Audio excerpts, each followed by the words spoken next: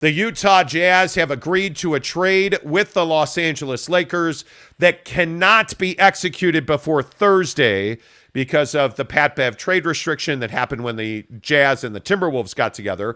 But the Utah Jazz have traded Patrick Beverley to the Los Angeles Lakers in exchange for Talon, Horton-Tucker, and Stanley Johnson.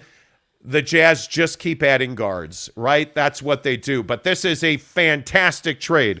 We've been telling you for several weeks that the Jazz have deals in place for Patrick Beverley. We have told you consistently that the Utah Jazz have been interested in Talon Horton-Tucker. That's a guy that the Jazz and the Lakers have talked about all the way back to the trade deadline. And I know that we're crazy, and I know people tell you that we don't have sources and we're trust me, bro, and all that stuff. We get it. The Jazz made a really significant deal, and here's why. Talon Horton-Tucker is a fabulous young player. Talon Horton-Tucker is a guy that's 6'4". He can play the 1, the 2, or the 3 for the Utah Jazz. He gives you flexibility, but the best part about THT, he's 21 years old. He is a young guy that needs to develop. And frankly, the issue with Talon Horton-Tucker has been that he just was never going to grow his game and improve at the level that a 21-year-old ball player needs to when you're playing with LeBron James and Anthony Davis. That was just not going to be the best, highest use for Talon Horton-Tucker, who frankly has struggled to shoot the 3 at a high percentage for the Lakers. I think all of those things change with THT on the Utah Jazz roster. And by the way, this was a no-brainer. You knew almost from the moment that they made that trade when sources at the Jazz told us they only acquired Patrick Beverley to trade him. Facts. You knew this was going down, and you knew the Lakers and the Jazz have had a long-standing, what's the right word to say it? Line of communication open. They have been talking for months and months, and this is a really good deal for both sides. Jake, I don't know your thoughts, but I love this trade. Yeah, I think the other thing that Talon Horton-Tucker brings is finally somebody else who can get their own bucket besides Don and Jordan Clarkson, and I think that, to me, is highly valuable for where this roster is at.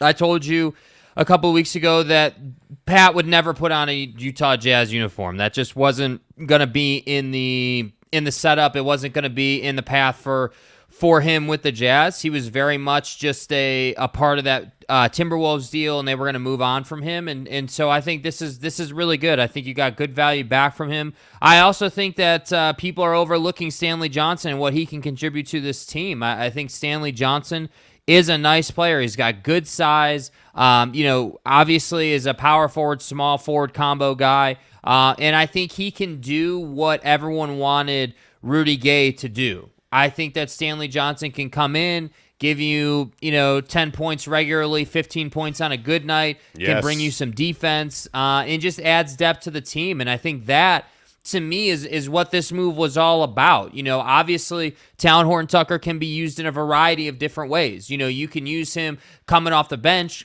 If you need to spot start him when you sustain injury, you can do that. I think that he can easily be a one guard on this team coming off the bench, which means you can push Jordan Clarkson into just a straight up scoring role, which I think is really smart. I think last year, obviously, his job was to score, but I think when we talk about setup and feel within the offense, it would be nice to have someone who could feed Jordan the ball instead of just having him bring it up the floor and letting him sort of just decision make off of the pick and roll. So I think this deal just gives you options and gives you more depth. And again, I'm just going to keep saying it. Danny Ainge is controlling the league right now. That's 3 deals Danny Ainge has made to the rest of the league's 1 deal. And so to me, I just think that Danny has a plan. He has a vision. And I think that he's executing on that. And I don't know what more you could ask for if you're a Utah Jazz fan or if you're part of this organization, because I think he's just doing a great job.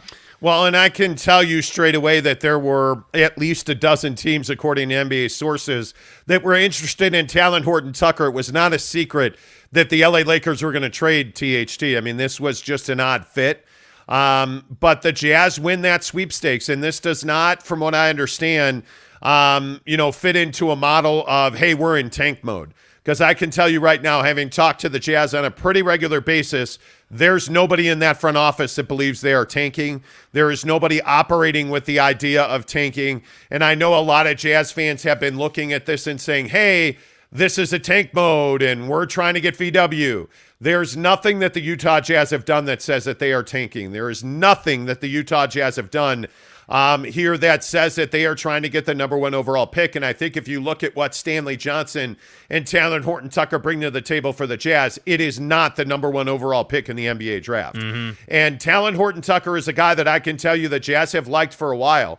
This is not a deal, from what I understand, where the Jazz are trying to acquire assets that they can then, again, move on in another deal. Talon Horton-Tucker's a guy that's going to wear a Utah Jazz uniform, and he's a guy that I know that they have liked, as I said, for a long time.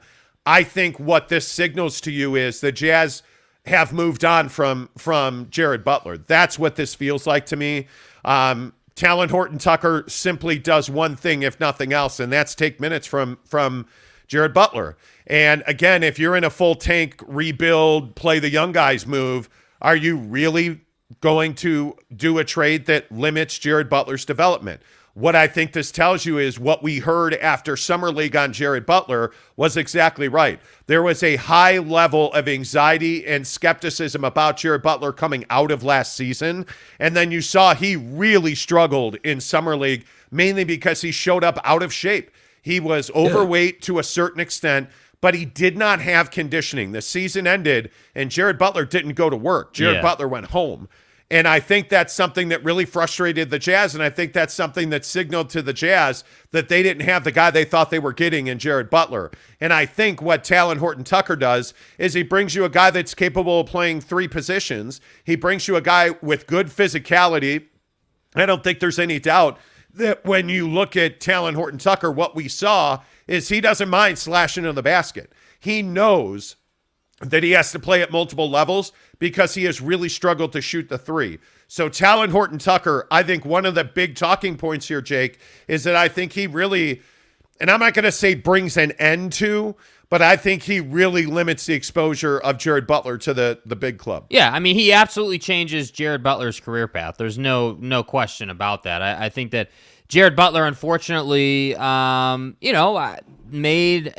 guess it might be harsh to say he made some bad decisions, but I think just didn't execute on his offseason plan. And I think people forget how important that portion of an NBA player's game is, because most NBA players are just so dedicated to it and they're so automatic about it that it never really gets talked about. But Jared Butler was one of those one-off cases where, yeah, I mean, he didn't come to camp or come back like fat. Like what happened is you just weren't in shape and conditioned. You weren't in basketball shape. You were not ready to be the best player in the Las Vegas Summer League. Yeah. You simply weren't. Yeah. And they knew that at the Salt Lake Summer League because he just was not ready to go. Yeah. And I think, and I don't want to be too harsh. I don't want to be over the top. The Jazz are going to give Jared Butler a chance here. If he's still on the team, they're going to give him a chance. But I don't see a path for him to make the big club now. I see him as a G League guy. Yeah. I don't see a way that he cracks your top 4 or 5 guards. Because if you think about what this is, as the roster is currently constructed, and I think that's a really important distinction to make, as the roster is currently constructed, Donovan is clearly still here. You look at Mike Conley, that's 2. You look at Jordan Clarkson, that's 3. You look at THT, that's 4 right there. Yes. Yeah, I mean, you look at... And he's not playing over any of those guys, clearly. No, and I think if you look at Nickeil Alexander-Walker, he's the more ready, he's the more ready NBA player. I mean, you're really guard-heavy on this roster at this point. Mm-hmm. I don't see how Jared Butler fits into that. Yeah, and I think that it needs to be said that Talon Horton-Tucker, again, is somebody who can get his own shot. And it is totally true and factual that he really struggled from 3. There's no doubt about that. But I don't think this team needs more 3-point shooting. Like, I think you have a plethora of 3-point shooting. And even if you were to trade Bogdanovich or Conley or, any of these other guys that we've talked about, you still have good 3-point shooting options. And I think that the biggest thing in watching, tape on this Jazz team from last year is just they just had no way outside of Donovan Mitchell to really break that paint in a way that created opportunities for other guys, and I think that part of that is on Donovan, but I think part of that is the offense and the players themselves and their mentality. And I think, it's no secret that Talon Horton-Tucker got limited minutes with the Lakers, but I think the minutes he did get, like, he showed you, hey, yeah, I can take someone off the dribble, and I do have a mid-range game, and I do have a finishing package. And I think that type of player is what the Jazz need a little bit more of. But again, everyone's going to obsess on Talon Horton-Tucker. I hope that David Fizdale and this developmental staff develops him and turns him into what they want him to be. But I'm telling you right now, Stanley Johnson is a valuable asset in this trade. Stanley Johnson can come in and make a difference for this team. I think when you look no further than Stanley Johnson going off against the Jazz last year in LA. He understands time and space. He understands the kind of player he is, which is a driving, player that's a little bit more physical, and he understands that he has size. I mean, this is a guy who is 6'6", 240, I believe he is, something like that. So you're talking about someone who's got length, he's got the ability to finish. Like, he is able to, with his body, he understands how to move someone like Rudy Gobert. And I think that's hugely important. And the other thing about Stanley Johnson is he's also a guy that plays the 2-3-4. He's a guy that you can play at guard. The guy I think this trade could have a big impact on is Malik Beasley. And we've told you from, the jump that, Jazz sources had told us, hey, look out. That's a guy that we're probably going to wind up trading. Malik Beasley has a lot of value around this league. And when I look at Talon Horton-Tucker and Stanley Johnson, I think are going to get opportunities here, because I do think they're going to have to trade Malik Beasley. You cannot have all these guards on your team. Yeah. I mean, when you look at those 6-7 guys, again, I think Conley, Donovan, Jared Butler, Nickeil Alexander-Walker, who's a 2-3 guy. Mm-hmm. You look at Talon Horton-Tucker, you look at Stanley Johnson, you look at Malik Beasley, you're 6, 7, 8 guys deep at guard. You've got to get more athletic at the power forward position. Yeah. I think you probably know that you need to add a center, at least one center on this team. And I'm told, by the way, I was also told yesterday that Hassan Whiteside, the door is not closed on him returning. Yeah. He was also a guy, Hassan Whiteside, that there was some disappointment in, only that mentally Hassan Whiteside wasn't always present for the Utah Jazz. But that's who Hassan Whiteside is. If he's your starting center, that's a problem. Yeah. If he is your 15-minute-a-night guy center off the bench for $1 million, $2 million, that's not a problem. So I don't believe that the door is closed on Hassan Whiteside.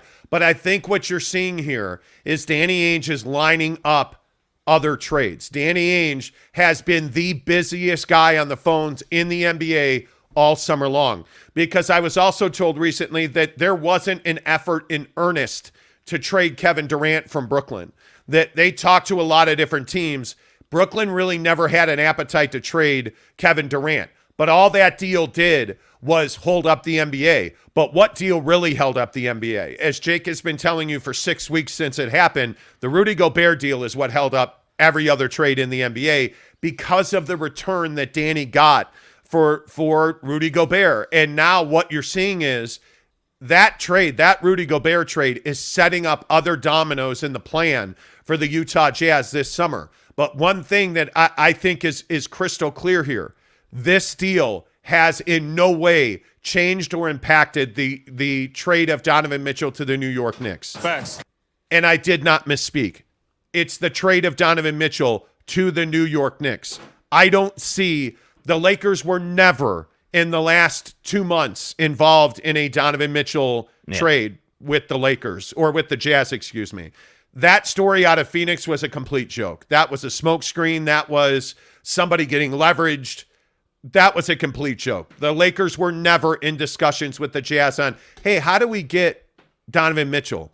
The Utah Jazz are not going to trade Donovan Mitchell. One of the other things the hacks in Phoenix said was that Dallas was close on a deal. The Utah Jazz are not trading Donovan Mitchell to the Dallas Mavericks. They're not trading Donovan Mitchell to the LA Lakers. I can tell you point blank, I believe that there is one team and one team only that can acquire Donovan Mitchell, and that's the New York Knicks. Unless it's a 4-team trade and craziness ensues, okay, then you just can't plan for that. But if we're talking about a legitimate likelihood of a trade for Donovan Mitchell, it's to the New York Knicks. I have worked very hard to get information on Charlotte. I don't believe that there is a legitimate substantive trade for Donovan Mitchell to end up with the Charlotte Hornets. And I don't think it makes sense for Charlotte either, by the way. I don't believe where that they are. Well, I think the logic in Charlotte is that you need a go-to guy. Right. Donovan Mitchell's that go-to guy. You need somebody, especially what's going on off the court in Charlotte with Beasley. Like, I just think you need somebody that you can give the ball to, and that can play with LaMelo Ball, who can be a conduit for his growth as a distributor and create space for him to be a better three-point shooter.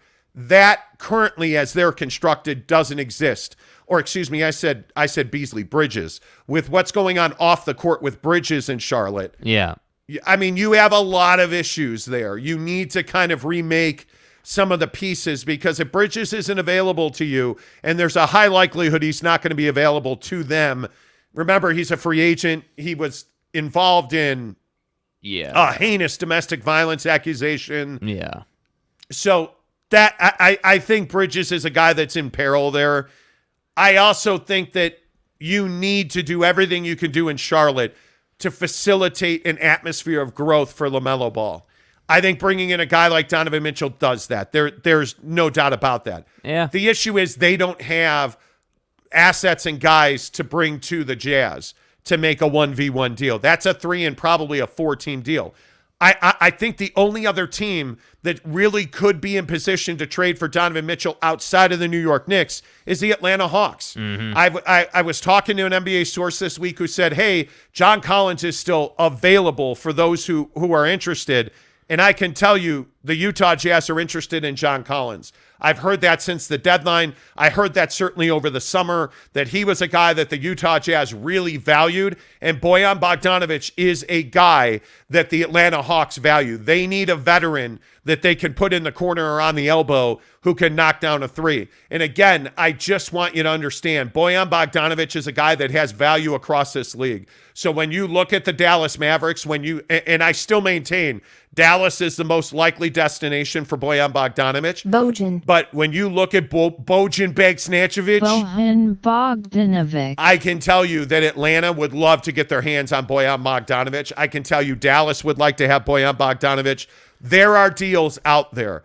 The main question is, where will Donovan Mitchell be when training camp starts? 65, 35. 65% he goes to camp with the Jazz. I think truly the only destination where a deal can get done is a 3-team deal where the primary suitor for Donovan Mitchell is the New York Knicks. I think that's the only way that deal gets done. And frankly, if I'm the Knicks, I am not coming off of what I've said I would offer: 2 unprotected first-round picks and a young player to go with a salary maker. That's what I would be willing to give up to get Donovan Mitchell. And I think, again, Leon Rose has done a very good job of not caving to Danny Ainge. Because the other thing about this Talon Horton-Tucker trade that is unequivocal, both of these teams won here. Right. Patrick Beverley gives you a very, very important need that the Lakers don't currently have. And that's the ability to shut down the perimeter. That's the ability to be a nasty basketball team. Well, and you've got the Heat with his time with the Clippers and everything, too. That's the other thing that's at play here, I think. Well, I saw a lot of that online when that trade was announced. No, I mean, I think that's real. I think that... You do? Yeah, I think that Pat Bev's time with the Clippers, and now that he's wearing a Laker uniform, I definitely think that matters, as far as the Lakers are concerned. I think that always matters. When you have a guy and... when you have a guy that makes a difference in a game, and I think that's how I would describe Patrick Beverley, he makes a difference, Sometimes that's not always, 20 points a night. Sometimes, obviously, that's going to be defensive and getting in guys' head and doing things. I can only imagine what Patrick Beverley is going to do to Paul George. I can only imagine, what the kind of pest that he's going to be to that Clipper team. And I think, so yeah, I do think that matters. But I have to say, for all those people who are saying that this deal says that the Utah Jazz are tanking, I just think it's the exact opposite. I think that this deal finds the Utah Jazz in a pretty decent position, all things considered. I mean, you have definitely improved the athleticism of your depth. I don't know, again, this is going to be up to Will Hardy, and obviously Danny Ainge is going to have a say, but I think it'll be interesting to see, where Stanley Johnson slots in, how they use THT. But what we do know already is that these guys are both more athletic than what you had last year. And again, I'm going to keep emphasizing this. If you're a Utah Jazz fan today, I would highly encourage you to whenever you get 5 minutes, go on YouTube sometime today and just do a quick search for Talon Horton-Tucker season highlights or Stanley Johnson season highlights and see what these guys bring, because I think what you're going to find is they do bring that certain level of athleticism. They do bring that certain level of, hey, I can get my own shot. Like specifically with Stanley Johnson, the Lakers had this set where Stanley uses LeBron as kind of a decoy, and once the defense takes the bait, he just goes to the basket. It's a real simple set, but because Stanley Johnson is the player that he is, it's executed at a really high level. And so I think seeing those things and seeing that these guys can operate in those type of situations excites me. It gives me hope for what this offense can be. And I think ultimately that's what you're trying to do here. Assuming that Donovan Mitchell is here and is going to play with the Utah Jazz, you want to be putting Donovan Mitchell in the best positions possible. I think that's without a doubt. And I think these two guys help you accomplish that goal. And what's more exciting is you're not even close to done yet. I mean, who knows what you're going to get back for Bogey? Who knows, what you're going to get back for Mike Conley? We've heard all about Mike Conley going to the Lakers. Well, now you've got a Pat Bev deal to the Lakers. Let's see if they do a Conley deal. So I think it'll be interesting to see how this plays out. Yeah, I think also that there's a lot of credence in the defensive needs of the LA Lakers forcing this deal to happen. But I mean, if you're the Lakers, I think one of the things that's very interesting here is you didn't have to give up a pick to make this deal. And I think that you got a tremendous value in Patrick Beverley. He is desperate to win a championship. He makes them a good defensive team. Yeah. Because you can play him 40 minutes and not care if he scores the basketball as long as he's pissing off the opponent and as long as he is keeping guys out of the paint. Because if he keeps guys out of the paint and they truly do play Anthony Davis at the 5, which by all accounts is exactly what they're going to do, the Lakers are now a far better defensive team today than they were at any time last season. Right. And one of the things I think we saw was the Lakers just simply had an inability to defend last year. And a lot of it was that Anthony Davis was hurt. Anthony Davis, I think a lot of people forget, is a stellar defender. Anthony Davis has the ability to lock guys down. And I think he was the one guy that was doing that because LeBron's not playing defense at the level that he has previously in his career. I don't think that's any secret. Yeah. And I think when you have a guy like Patrick Beverley, you can put him on the best, most able player on the other team, a Devin Booker who Pat Bev broke his nose, what was that, 2 years ago, I guess, at this point.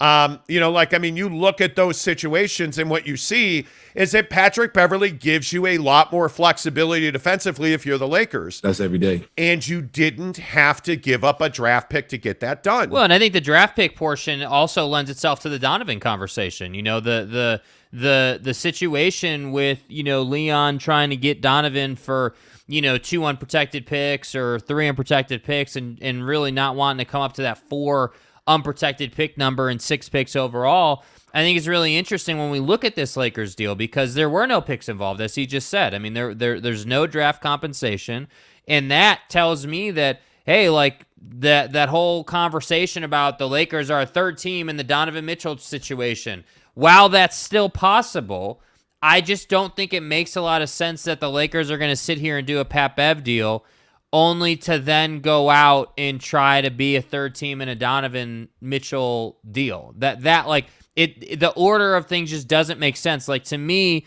logically speaking, you would want to get the Donovan deal done, and then you would want to do the fringe deals, Correct. A Pat Bev deal, like a Mike Conley deal. So the fact that this Pat Bev deal got done and we haven't had a Donovan deal, to me, in my opinion, says, hey, the Donovan deal with the Lakers being the third team, I don't think that deal is going to happen. Now, again, I'm not sitting here saying that the Knicks and Jazz, just those two together, that deal, I'm not saying that deal is dead at all, but I just think the Lakers portion of it, to me, I don't think they're going to be in that deal. And look, the other thing that I think is really important to point out here is that the Utah Jazz are far from a finished product. I mean, this roster is going to significantly change before training camp. And I have said repeatedly on the show, I've heard from both NBA sources, I have heard from Jazz sources, Bojan Bogdanovic and Mike Conley are the two most likely guys to be traded. And that includes Donovan Mitchell. I think Bojan Bogdanovic and Mike Conley are more likely to be dealt before training camp than Donovan Mitchell is even. Yeah. And I think that's because you have to get younger and you have to allow guys like Talon, Horton-Tucker to be if you're going to trade for them, you have to allow them to develop, because Talon Horton-Tucker is a guy that's got top 20 potential. Yes. I mean, he's a guy that can be a top 20 player in this league. He's got to fix his three-point shot, and that ball's got to go in the hole a lot more. But he is also a pretty good defender. He's a guy that can use his body. He has got enough size and strength. He's got, frankly, really good width in the shoulders that allows him to play the 3 and the 4. If they really wanted to play small ball, there is no doubt that Talon Horton-Tucker could do that. But there's also no doubt that the Jazz can turn around and trade him in a different deal if they really wanted to. He's a young man. He's 21 years old. This is a young player with a lot of potential.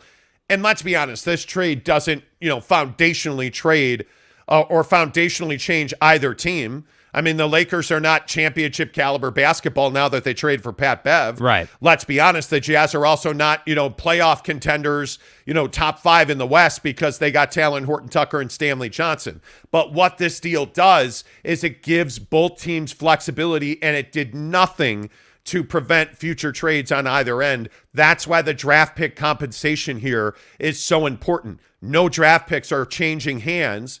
And this deal, again, I want to make sure people understand this. This deal will not be final until Thursday because Patrick Beverley has a time trade restriction where he cannot be traded until Thursday because he was just traded from the Timberwolves to the Jazz.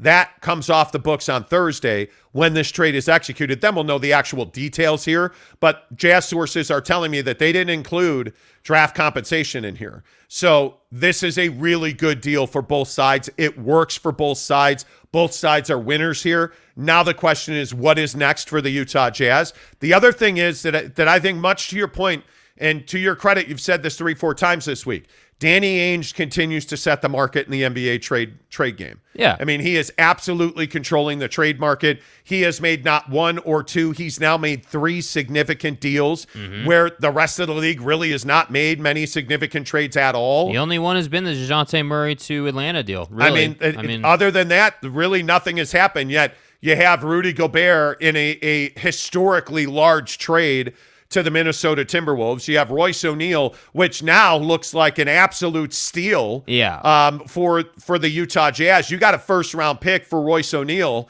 and now you send Patrick Beverley to the Lakers for 2 players that you can actually leverage on this roster. Because as much as, and again, I think Stanley Johnson could be a really interesting player for the Jazz. He has been a big disappointment. Yeah. I mean, that's a guy that was a top 10 draft pick coming out of Arizona that had really high expectations. Number 8 overall in 2015. And he hasn't performed at all. Yeah. So there is disappointment in him.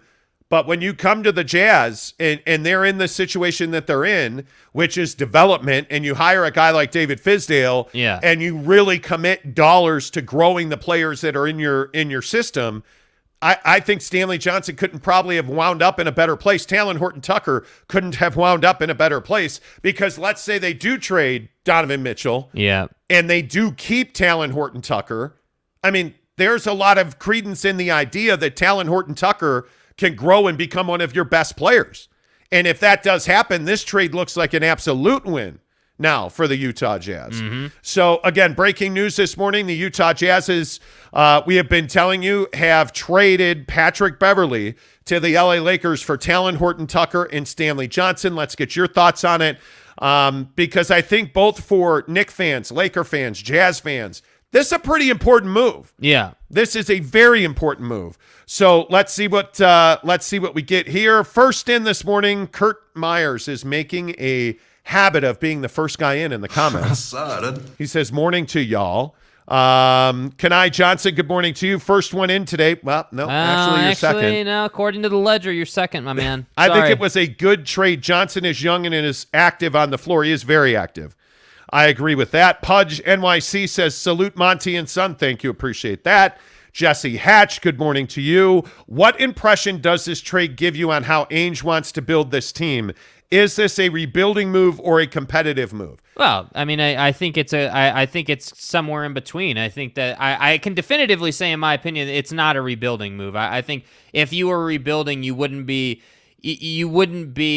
trying to make a deal with the Lakers, in my opinion. I mean, I get that THT and Stanley Johnson are younger players, but these guys are complementary players to what you have now, and they in my opinion, they make you better, assuming that you move on from Bojan Bogdanovic and Mike Conley. And so that's why I say, like, you have to remember the limited opportunity that both of these guys got. Now, to your point, Stanley Johnson has been disappointing. There's no doubt about that. But I think it's a big ask, and we're seeing this a bit with Jared Butler on some level. Like, it's a big ask to say to someone, especially a young guy who's fresh in the league, like, hey, we need you to perform, but you're not going to get a lot of minutes. And I think the trouble with Stanley Johnson is that he's not really, from an experience standpoint, he's not really a young guy. I mean, again, 8th overall in 2015, I believe it was. So this isn't someone who's like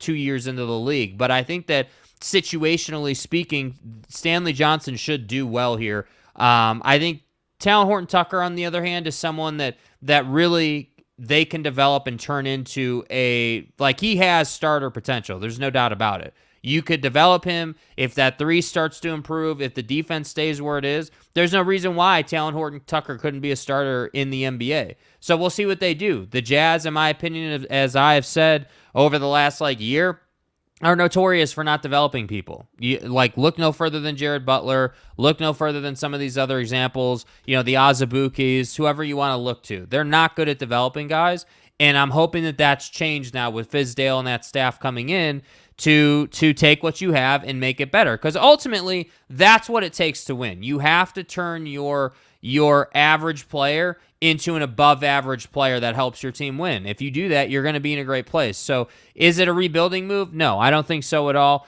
Is it a competitive move, I think is how you verbalized it? Yeah, I think that if you develop these guys, this is quality depth that you can run out there every single night and can get, between the two of them, probably anywhere between 15 to 25 points between those two on a nightly basis. Yeah, and listen, I think one of the things that's also very interesting is what the Lakers do next. What does this mean for the Knicks? Because I was really curious to see exactly what Danny would do as far as trades in what order he would make them. Yeah. And I think when the point that you make about what makes sense, this trade has zero impact on Donovan Mitchell to the Knicks. And I think that's really important. I think still the bigger conversation is what Danny Ainge winds up prying away from Leon Rose. Yes. And, is R.J. Barrett a guy that has tremendous value? Is R.J. Barrett a guy that the Knicks want to trade? That answer has changed dramatically several times. And I think that it is simply a matter of how have negotiations matured? How have negotiations gone on? Because, I think one of the things that people assume is that trade negotiations are a straight line from A to B, and that's how the deal gets done. When the facts of the matter are that trades are not at all a straight line. Those negotiations zig and zag all over the place. And so, one iteration of a trade has RJ Barrett in it. Another iteration does not. One iteration or one phase of the trade negotiations, and I could tell you factually, the Jazz and the Knicks had a deal in place where Quentin Grimes was coming to the Jazz. Mm-hmm. Well, that didn't happen. And now Leon Rose has said, I don't want to trade Quentin Grimes, and I'm not going to put him in this deal.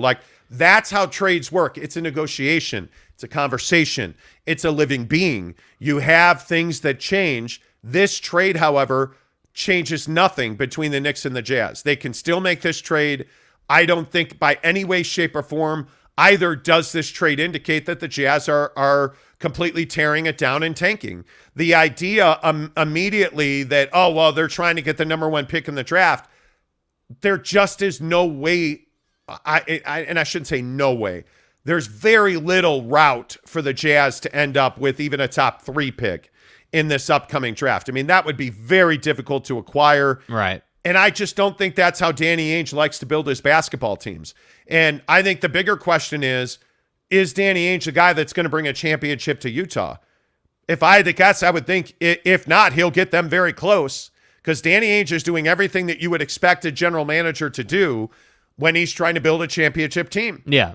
He is stripping out high salary that isn't championship caliber, Rudy Gobert. He is moving guys on that are not championship caliber players, Royce O'Neal. And he is acquiring young guys that they can evaluate, develop, and either turn into something or trade something. And I think that's exactly what Danny Ainge is doing here. But no, under no circumstance does this deal mean that they're tanking. I just don't see it that way. And I think one last thing on the Leon Rose conversation as part of this. I think this deal, to me, as far as negotiations are concerned, sends a message from Danny Ainge to Leon Rose that Danny Ainge isn't waiting around for Leon Rose. I think that Danny Ainge is saying, hey, I'm just going to keep doing what I'm doing. And when you're ready to pony up 4 unprotected first-round picks and, you know, what we talked about, give me a call. Like, that's on. Like, when we talk about negotiations, that's and again, hey, maybe I'm way off. Maybe Danny Ainge is the one that's getting whittled down here, but I just don't believe that based on Danny's track record. I think that Danny is sending a clear message. Hey, I'm going to keep going with our offseason plan and building this team. And when you're ready to come to the table with that price that I've been steadfast on, because remember what we've heard, it's always been 4 unprotected first-round picks and 6 overall. That's always been the price. So, you know, that's just where I think the negotiations are at right now. Yeah, I don't think this trade has any impact on the Knicks whatsoever. I mean, I just think there's nothing there. I think that the much larger discussion about this trade is I just think it's another indication they're not tanking. They're not tearing it down. I really, you know, I just don't see how this changes the way that the Jazz and the Knicks are doing business in any way, shape, or form. Hey, 7 o'clock in the Mountain Time Zone, 9 o'clock in the East. The Jazz and the Lakers hook up on a very interesting deal as the Utah Jazz trade Patrick Beverley to the LA Lakers in return for Stanley Johnson and Talon Horton-Tucker. What do you guys think? Do you think the Jazz are tanking? Do you think this means the Jazz are not going to trade Donovan Mitchell? How does this impact your views? We'd love to hear from you on that.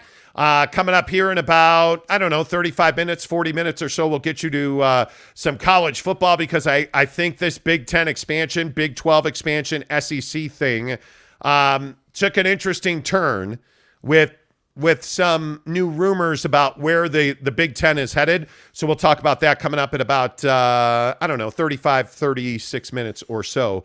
Stick around for that. Let's run through some of your comments. Gene String Gamer says, yes, sir. Gene String, did you get your shirts finally? I saw our guy Mark in the Philippines, in Manila, got his shirts that we sent him. So, Gene, did you get your shirts yet? Kyle J.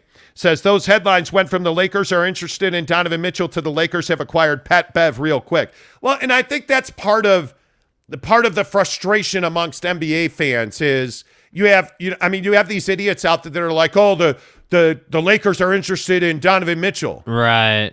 What are you really saying? Are you really are you breaking news at all? What you're really saying is you need some attention. That's what you're really saying. Because the truth is that of course the Lakers are interested in Donovan Mitchell, and so is Charlotte and Washington and Find Atlanta. Me a team in the NBA that's not interested in Donovan Mitchell. And that's what I mean. Like when you see, and again, this isn't about saying that we're perfect or right or whatever, but I'm just saying in the big picture, we don't tell you things unless we're 100%, on them. Like unless we're multiple verified, like unless it's in a really good spot and we can trust it, we don't say just outlandish stuff. So when I saw this stuff out of Phoenix and you see some stuff out of New York from time to time and nationally when they're like, oh, well, this team it has some interest and quote, the feeling around the league is you don't know what you're talking about and you don't have information. That pretty much anytime you see somebody say the feeling around the league. Like, come on, dude. Come on. I think that there is, this time of year, there's a lot of people trying to make their names. And I totally understand that. There was never a point where the Lakers were going to seriously engage the Lakers, or where the Jazz were going to seriously engage the Lakers on a Donovan Mitchell trade. That just was not going to happen. Yeah. This is the same conversation we had about, how Quinn Snyder was going to go and coach the Lakers. Like, come on. I mean, like, it's just not realistic. Robert Lambert says we could have gotten a real NBA rotation player for Pat Bev. No, bad trade. No, I think it's an excellent trade. I think it is. It absolutely makes you younger, more flexible, more pliable on the floor, and doesn't restrict your flexibility off of it. It's an absolute no-brainer of a trade, in my opinion. Jay Deals Direct says, and once again, Jazz haven't made one move to win this season. Oh, I think this makes them a better team. I don't think there's any doubt. Patrick Beverley had no home here. Patrick Beverley fit into the Jazz in no way. I just don't see how how does he help the Utah Jazz accomplish any of their short-term or long-term goals? Yeah. So the idea that, that this isn't a move to win this season would necessitate the Jazz prioritizing 2022, 2023 to win games this season. They're prioritizing 2022, 2023 to win in 23, 24, 24, 25, like to move the ball forward to help you become a contender in the not so distant future. I mean, financially speaking, it's not with where the Gobert contract was and like their setup, they were never in a position just to cut a bunch of salary and then spend a bunch of money to be a title contender this year. That's not really how the process works. And I think as a Jazz fan, you need to understand that there's a difference between rebuilding and just changing your financial picture so you can set yourself up for a 5-year window where you're winning every single year, where you're making deep playoff runs. I mean, you have plenty of examples of this across the league. I mean, again, we always look at Boston, but look what Danny did in Boston, and look what he left behind in Boston. Not only did he go and get Boston, a championship and a ton of playoff runs and all that great stuff, but what he left behind damn near got them another championship on their own. And so that's what I'm saying. Let's stop being super negative on this. Like, yes, are the Jazz going to be an NBA Finals contender this year? Well, no, they're not. But they weren't last year either. I got news for you. They weren't even close. Like, they were never NBA Finals material.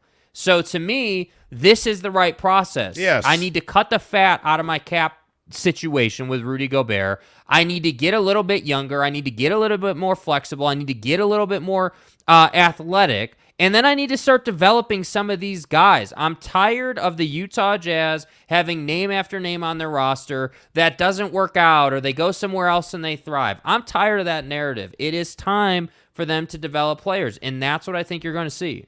Yep, totally agree with that. King Ant G says, how do Trae, Murray, and D. Mitch play together? How?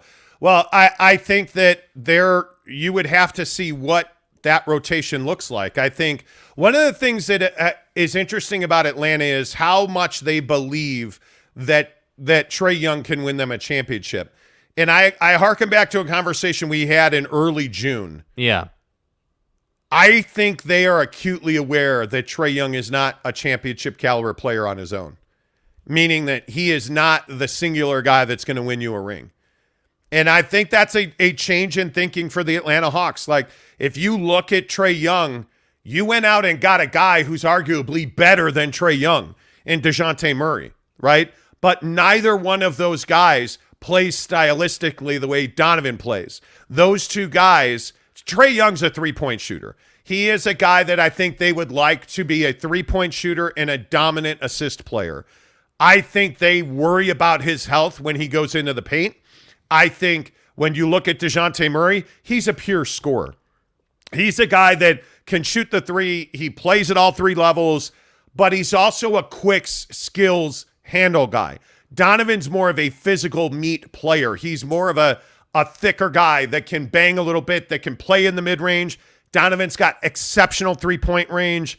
There's absolutely a way. The question about the Atlanta Hawks is, are there enough basketballs to go around? And you could absolutely be right. Does a DeJounte Murray trade eliminate Donovan Mitchell to Atlanta? It just depends on who you ask. Yeah. It just depends on what what value and what style are we going to see the Atlanta Hawks deploy? Because I think that they want to play faster basketball in Atlanta. They understand that the plodding, methodical half-court stuff isn't Trae Young's best game, so you went and got a guy who can play any style in DeJounte Murray.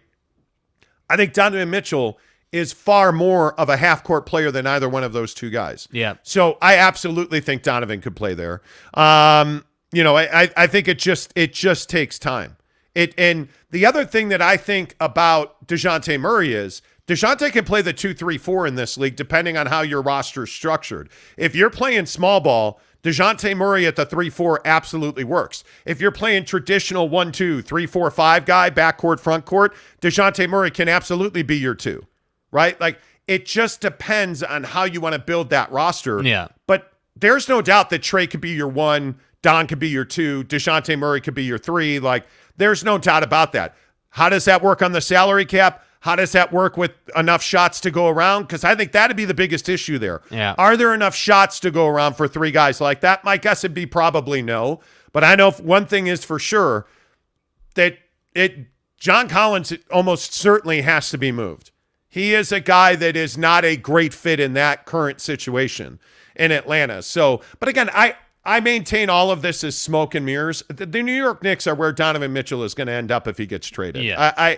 I just don't see any way to go around that. Yeah. You know what I mean? And if that takes, again, if I'm Danny Ainge, I'm not doing this deal without Quentin Grimes. I'm just not. And I know, like, I'm texting with a couple of NBA guys right now, like, Danny Ainge really wants Quentin Grimes. Danny Ainge is open to taking RJ Barrett back, but I know certainly, like, look at Talon Horton-Tucker. That's what is he, a $10 million contract? Yeah. I mean, that's a guy, and I don't want to speak out of turn, so I'll look that up real quick, but I'm pretty certain that the Lakers extended him a year ago. So Talon Horton-Tucker, I think, is making $10 million. I mean, that's nothing in today's NBA world. Yeah. Now, granted, he's not a $20 million player because mainly he doesn't shoot the 3 well, but he's 21 years old. Yeah, 3 years, $30.7 million. I mean, he's making $10 million a year. Yeah, 10.2 a year. And it's 3 years. Yeah. Who cares? Yeah. Like, I mean, it is a small price to pay. And really, if we're being honest, it's 2 years because he's unrestricted in 2024. So really, it's 2 seasons of commitment. Yep, I agree. My Holy King, good morning, says Utah can still trade Horton-Tucker. Yeah, they can. They could. Well, trade and him that's if the they other wanted side to. of it too. Like, and this is what I'm kind of trying to get at here. Is like, I just don't think there needs to be, and maybe I'm overstating the case, but it just seems like some of the Jazz fans in the comments are being very negative about this deal, and I just don't think it's a negative deal. I don't think it signals a rebuild. I just simply think it signals, hey, we're not interested in keeping Patrick Beverley, but we saw it as an opportunity to go and get some younger talent. And by the way, that younger talent doesn't tie us up for 25% of the cap every year or whatever. Like, it's a low risk, high reward type situation. It just requires that you go and develop these guys. And King Ant G is one of those guys. Oh my Lord, the Jazz traded for THT to win. I'm a head out. Who said that? Nobody said they traded for THT to win, dude. Talon Horton-Tucker is a 21-year-old player who's got to learn to shoot the 3 consistently at the NBA level. You're not doing that to win now. But there is no question that this Utah Jazz organization has prioritized developing their younger talent. There's no doubt about that. You don't hire and pay David Fizdale in the position and what they're paying him, and his only job is to develop talent here. That's it. His only job is to work with their G League program and develop guys like Jared Butler, Azubuike, Talon Horton-Tucker. Like, they're committed to developing young talent here. There's nobody that thinks Talon Horton-Tucker was traded for because they're going to win a championship this year. Like that. So the ridiculous inflammatory comment, like, what are you talking about? Yeah, nobody said that. Nobody said that. Theuni Music, good morning to you, friend. He says, what highlights averaging 10 points? What do you mean? For the problem for Talon Horton-Tucker in LA, like, why is this so hard for people to digest? You have no idea what Talon Horton-Tucker is as a player. Because he's been playing with LeBron, Westbrook, and Anthony Davis. Yeah. He's not getting opportunities. He's not getting a ton of it's not like the guy's taking 8 threes a game and shooting 29%. Yeah. Talon Horton-Tucker is a C player on that team who will never, on the Lakers, would have never grown into a B or an A player. Yeah, but he can here. Why is this so, like, this is what I don't understand about Jazz fans and basketball fans in general. What a guy did on his previous team is almost meaningless. Unless you're LeBron and you won championships with Miami and Cleveland, okay, that is absolutely significant. What Talon Horton-Tucker did with the Lakers, he's 21 years old. Yeah. Come on. This is the RJ Barrett conversation. It's great that RJ scored 20 points last year. But if he's going to be in this Jazz Donovan Mitchell trade, we need him to score 25 and 30 points down the road. Yeah. So it doesn't matter. We know what a 21-year-old RJ Barrett can do. Mm-hmm. What can a 27-year-old RJ Barrett do? Is a 27-year-old RJ Barrett, hell, is a 25-year-old, 24-year-old RJ Barrett a top 10 player in the NBA? Because I can tell you a 24, 25-year-old Donovan Mitchell is a top 5 player in the NBA, arguably, when he comes back this season. So I need to know what Talon Horton-Tucker can do when he's 24, 25. Yeah. That's what the Jazz are going to find out. And that's a lot of development time. Yes. I mean, if you're putting energy into these guys, I'm telling you, like, he will get better. He will. Yeah. I think it's really interesting that why is it that we cannot project forward? Why is it as sports fans we can only talk about what somebody did? Like, I'll look at Russell Westbrook. Russell Westbrook, the day he doesn't play for the Lakers, will be a better basketball player. Because that player that he was in OKC and Houston, at times in Houston, that guy's still in there. I don't know where his jump shot went. I have no idea. But this is a guy that's an MVP. Yeah. This is a guy that can really score the ball. At some point, that guy's going to come back out, and somebody's going to get that player. And he plays defense. I don't know who that somebody is. I don't think it's not going to be the Jazz. I can tell you that. Somebody's going to get that player. Yeah. And my opinion is it very well could be, if they hang on to him, it very well could be the Lakers this year. It very well could be the Lakers. I mean, it's just shocking to me that people can't see this. All right. Money Unmasked says, perfect example is Wendell Carter Jr. He's a completely different player in Orlando than he was in Chicago. Yeah. Trust me, I'm a Bulls fan. Dude. Like, Wendell Carter Jr. is a completely different player. The situation dictates what you're able to do as a player. Like, not everybody, like, I guess, I assume that this was obvious, but maybe I shouldn't. Not everybody gets the reps in game that LeBron James and Kevin Durant get. Not everybody is guaranteed to play 40 minutes a night. Not everybody has the license to do whatever they want. Yeah. Guys like KD, LeBron, Donovan Mitchell in Utah to a larger extent.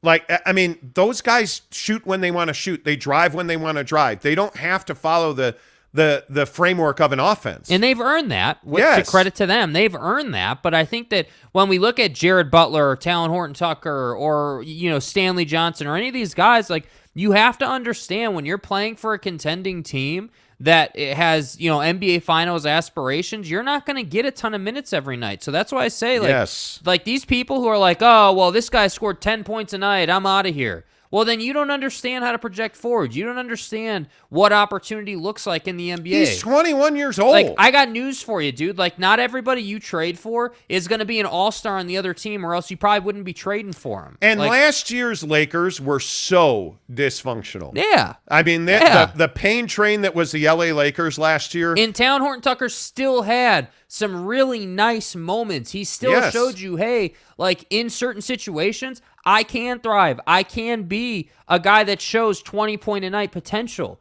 He's not a 20-point-a-night guy right now. No, I agree with that. But he has that potential within him. He's very smooth offensively. He understands space. He understands how to run sets. He understands positioning on the floor and how to get the right matchups. Like, he understands it. What he needs work on is that jump shot. Like, in the mid-range, he's fine. He's serviceable. Could get better. But the three ball is what he really needs to take his game to the next level. I mean, this is a guy that, looking at his numbers, Talon Horton-Tucker, do you guys understand that he only shoots 3 threes a game? That he only shoots on average less than 10 times a game? less than 10 shots a game. And we're condemning this guy as some piece of garbage who can't score. In a dysfunctional LA Laker situation last year, the guy, I don't even, we don't even, no, I ain't doing it. No. Yeah. He's 21 years old. Yeah, there's just no reason to be negative about What it. are we talking about? Yeah. T-Money, good morning to you. He says, you're not getting RJ Barrett. Wake the F up. Listen, I still maintain that Danny Ainge doesn't want to pay RJ Barrett. Yeah, and I think there's a lot of people in the league who don't want to pay RJ Barrett. You know, you look around the media, and the NBA guys that we talk to have repeatedly said the Jazz hesitation is they don't want to pay RJ Barrett. I think the deal that Danny Ainge would do today is 4 unprotected first-round picks, McBride or Quickly and Grimes. I think he'd do that today. Facts. You're going to have to add some vets in there like that. That's the core of that deal. You're going to have to add, obviously, more salary to that deal to make it work. Totally understand that. Danny Ainge would take 4 unprotected first-round picks. I think his preference would be Quickly, but he definitely wants Grimes. I still maintain that the Jazz are not in love with Obi Toppin, but that's a guy that you could easily take back. You can play him, you can grow him, and see what may, right? Fine. Okay, if Obi Toppin's in that deal, great. I've got to have Quentin Grimes, and I've got to have, if I'm Danny Ainge, 4 unprotected first-round picks. Well, and I think the thing is, and I think Knicks fans don't like to acknowledge this, with all due respect, as the saying goes on the show, this deal for the Utah Jazz is a choice for them to go into rebuild mode. I mean, if you trade Donovan Mitchell, you are definitively in rebuild mode. And that's why I say the commitment from Danny Ainge on the 4 unprotected first-round picks may seem like overvaluing Donovan Mitchell, but I don't even think it's about Donovan Mitchell. I think it's about the situation you would find yourself in if you do this deal. Because if you don't have those 4 unprotected first-round picks and you don't have 6 picks overall plus the players, you're not really leaving yourself with a lot to work with. And furthermore, I'd say the witchcraft on Danny's side, if you will, is that the players that he gets from the Knicks, he's going to go out and move those guys again. He's going to go out and say, okay, cool, if Grimes is in that deal, obviously he's going to keep Grimes, but if you get, like, not that I think it'll happen, but let's just say, for example's sake, they got Evan Fournier. You're going to move Evan Fournier. So that's why I say it's not, the conversation isn't, oh man, Danny Ainge is asking for some ridiculous price for Donovan Mitchell. It's not about Donovan Mitchell. It's about what the Jazz would be left with after Don is gone and wearing the Knicks threads in Madison Square Garden. That's the conversation. Yeah. I agree with that. All right, much more in this trade coming up, but I want to tell you about our newest sponsor on the show. It's Wayman Brothers Construction. It's really hard to find good contractors these days, and the thing that I always say about contractors is I've had good and I've had bad. We had a contractor who did some work on our home before we ran into Wayman Brothers Construction. And it was a disaster for us. We hired Wayman Brothers Construction, and they have done superior work for us. I cannot tell you how easy it is to deal with Alma Wayman and the guys at Wayman Brothers Construction. Number one, they're a family business, which I value highly. It absolutely matters. Yeah, I think when you look at, the Wayman brothers and their family, I just think that when you know who you're dealing with, and when you see these guys show up, they show up in force and they get to work. The other thing that I love about our experience and the job that Wayman Brothers Construction has done for us, they work hard. They actually show up and they get it done. They give you a timeline. They've never missed a deadline for us. Yeah. And by the way, the other thing that absolutely matters, their finished product is superior. They built a deck and a hot tub for us. We have a yard and we wanted to transform that yard. We had Wayman Brothers Construction tear up our patio. They poured a huge concrete slab for us. They built a deck for us around that slab and dropped a hot tub on that pad, and it was perfect. And I can tell you their work in bathrooms, amazing. Their work in kitchens, amazing. I would unequivocally, without hesitation, tell you that if you are looking for a contractor, call the guys at Wayman Brothers Construction. They're not going to be beat on finished product, and they're not going to be beat on price. Yes. Give Wayman Brothers Construction a call. Tell them you heard about it on the Monty Show. 801-654-1028. 801-654-1028. Welcome our newest sponsor to the show, Wayman Brothers Construction. And we say this all the time. We tell you guys this. We don't have a lot of sponsors on this show. The sponsors we have really take care of us. The partners that we have on this show really take care of us. We need you guys to spend your money with those guys. So if you're looking at home improvement, if you're looking at construction products, if you're somebody that is talking about, well, I would redo my kitchen, but supply chain. Wayman Brothers Construction has the goods, man. So call them. They can get the job done. And please tell them you heard about it on the Monty Show. That makes a big difference. Wayman Brothers Construction, right here in the great state brother in the great state of Utah. Talking about the breaking news this morning, and that is that the Utah Jazz have traded Patrick Beverley to the LA Lakers. Adrian Wojnarowski at ESPN had it first, as usual. Adrian reporting that this deal will be done on Thursday because there is a trade restriction attached to Patrick Beverley, which we've talked about at length on this show. But the return is Talon, Horton-Tucker, and Stanley Johnson for Patrick Beverley. Again, Jake, I think we both really like this trade. It offers youth. It offers flexibility. Yeah. And the other thing that I think for the Jazz that it offers is athletic ability. The Jazz lacked athletic ability. And I think that this deal certainly upgrades the athletic capability on the perimeter for this team. So let's get some of your thoughts in here. We've talked a lot. Let's hear what you guys have to say. One round left says, this is ridiculous. I think we got a steal in THT.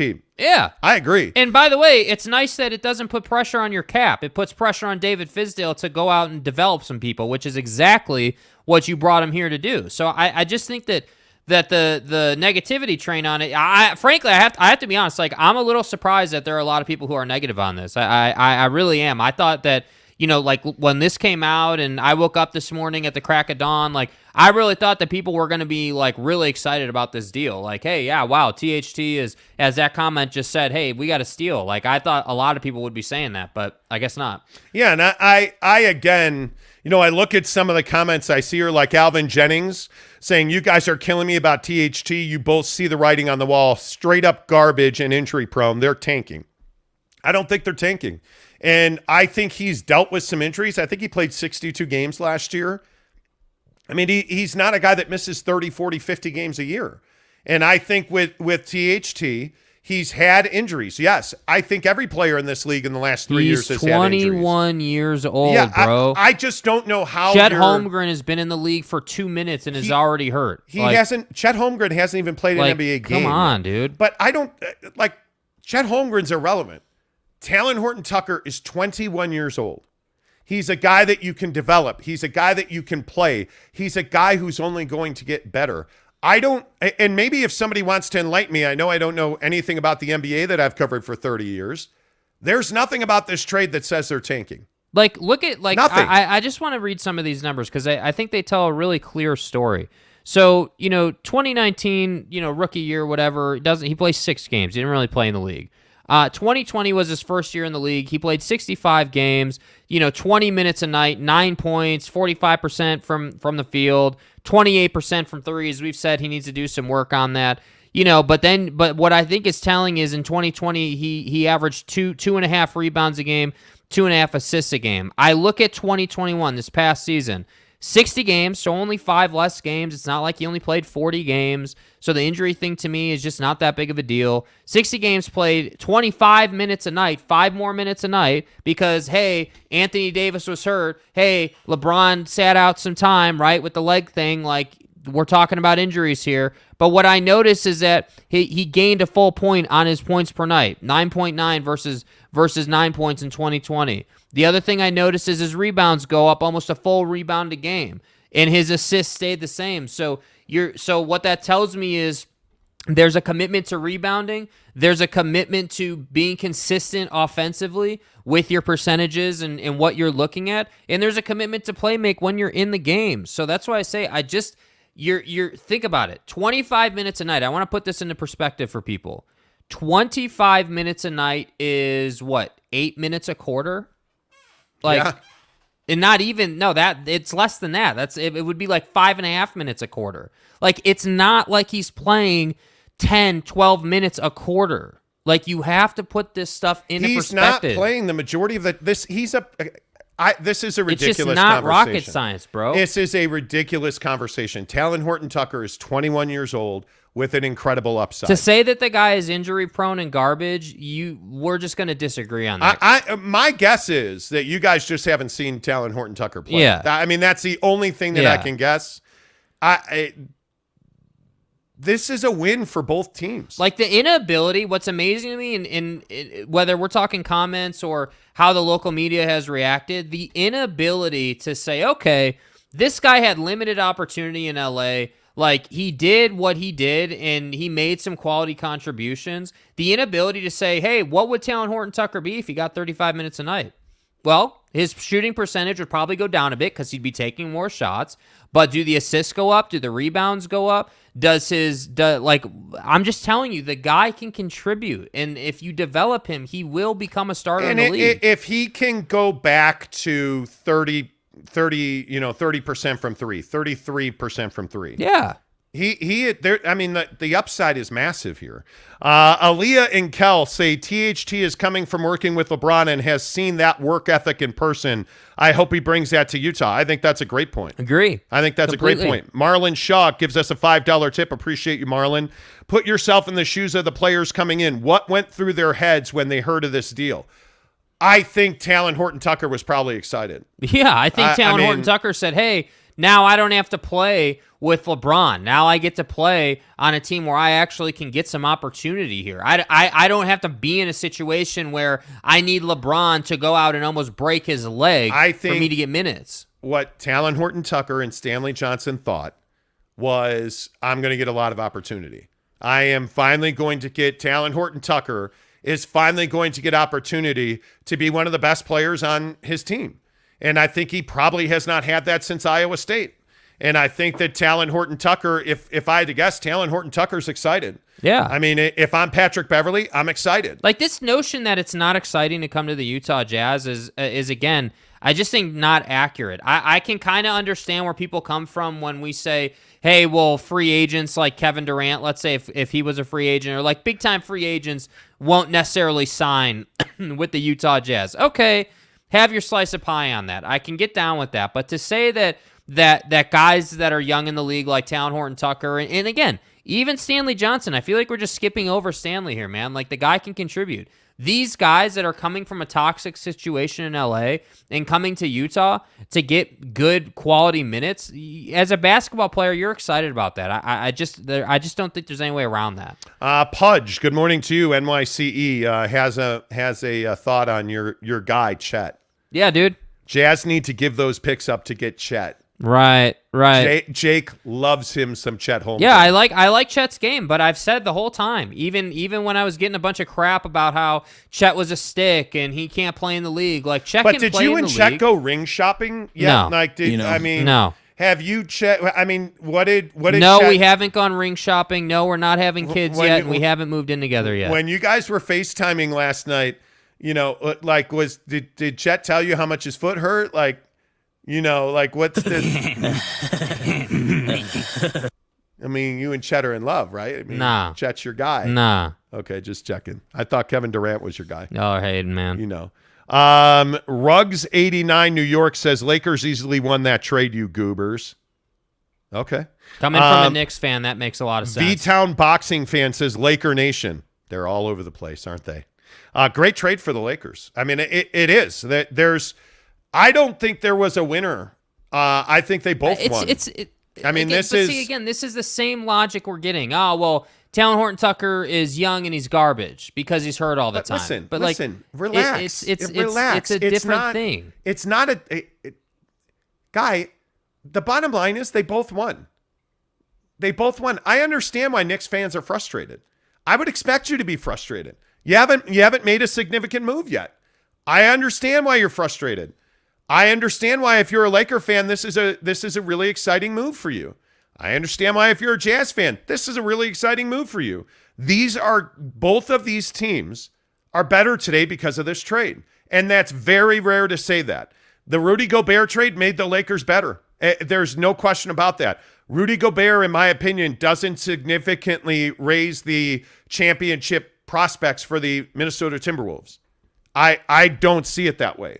I think the Jazz absolutely they didn't win that trade. They boloed, they destroyed, they dominated. Danny Ainge dominated the Minnesota Timberwolves in that trade. And I think I look at this trade and I say to myself, the Lakers got the defensive guy they needed to make Anthony Davis a much better defensive player. I think it helps him, Anthony Davis, I think it helps him have less wear and tear defensively, which is always good. I think Patrick Beverley is a guy that stirs the pot and frustrates his competitors, which when you're a fringe, I don't even want to say championship contender, when you're a fringe playoff team like the Lakers are, you need that guy because that's going to win you some games. He's willing to break Devin Booker's nose and not be apologetic about it. And by the way, Patrick Beverley is chasing a ring hard. So I think it's a win-win for both. I don't think there was a loser in that deal. Josh Lovren says the Lakers are building a team of dudes who all had a MySpace account. Well, they didn't get younger. They did not get younger. Let's see. Mike Maple says, love the deal. Gobert for THT, Vanderbilt, Beasley, Johnson, and 5 picks. What's not to like? That's my point. What's not to like? You already won the Timberwolves trade. Now you've turned that into a 21-year-old player that has tremendous upside in Talon Horton-Tucker, and you traded away a guy in Pat Bev who had very little upside for your team. So I don't know what the negative would be on that at all. Let's go with a couple more here. Rafael Joel Rubio. Who the fuck is that guy? All of a sudden, THT is 21, but Barrett isn't 22. How does THT's age impact RJ Barrett's age at all? What does one have to do with the other? Cash Out James says Jazz lost that trade. So let me get this right. Let me get this right. The Jazz lost the Pat Bev trade. In what form or fashion did they lose? Patrick Beverley was not going to play minutes here. Patrick Beverley was not likely to contribute much here. So you moved Patrick Beverley to the Lakers where he's going to play a significant role. You got in return a guy who's going to play significant minutes for you, and I'm assuming he's going to be on the roster in Talon Horton-Tucker, and you handicapped your situation with Jared Butler. So they lost the trade how? That's what I'd like to understand. I'd love to understand how that is at all a loss for the Utah Jazz. That's what I'm struggling with. I don't understand that at all. Let's see. Christopher Shannon says, is Beverly still crying? Well, I mean, I thought, to your point the other day, Patrick Beverly complaining to Kevin Durant about holding up the NBA. It's Patrick Beverley. He runs his mouth. That's what the guy's job is. That's what he gets paid to do. But it only validated our reporting that we knew that they had a trade in place for Patrick Beverly. Yeah. I mean, you knew this was coming. You knew this was coming. NYC says, our basement's common in Utah. Yeah, I think everybody here has a basement. Yeah. Yeah, I mean, aren't we in your basement? Yeah, I mean, it's my basement, and Talon Horton-Tucker sucks. I mean, it all kind of goes together, you know? Teddy Wayman says, morning, guys. I'm glad Mitchell is still on the Jazz. Well, you woke up this morning, he's still here. Ruggs says, Fournier, not easy to move. If Ainge gets him, he's stuck there. I don't know about that. I think Evan Fournier is a guy that could be a nice depth player on a team that's contending. I think you're not going to trade him to Sacramento. You're not going to trade him to, a bottom tier team. Mm-hmm. Oklahoma City has very little interest in that guy. But a Lakers team, a team that needs shooting, Evan Fournier fits in well there. So I think he's got value. I think he's got more value than most people would give him credit for. BTS Dance Studio says Danny got 2 lottery talent for nothing. I mean, quite literally, Danny Ainge gave up nothing in Patrick Beverley. I mean, did he have value across the league? Yes, he did. Absolutely, he did. But did Patrick Beverley really have difference-making talent? Like, this trade in no way impacts the Knicks deal. You know, like it's just so interesting to me.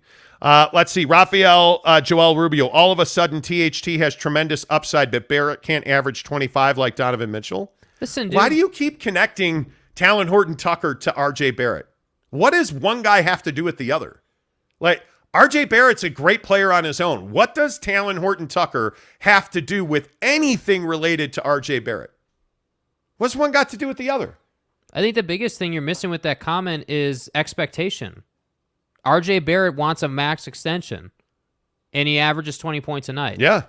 Like, Talon Horton-Tucker's a $10 million player. So if we're talking about comparing apples to apples and you want to try and stick it to us, like, let's make sure we're on the same page about expectations and what you need to pay RJ Barrett. I'm not paying RJ Barrett a max deal for 20 points a night. I'm not doing that. It's just not happening. Jake, there's a discussion about basements on the show now. Mm-hmm. Now that we introduced our new sponsor, Wayman Brothers Construction. Right.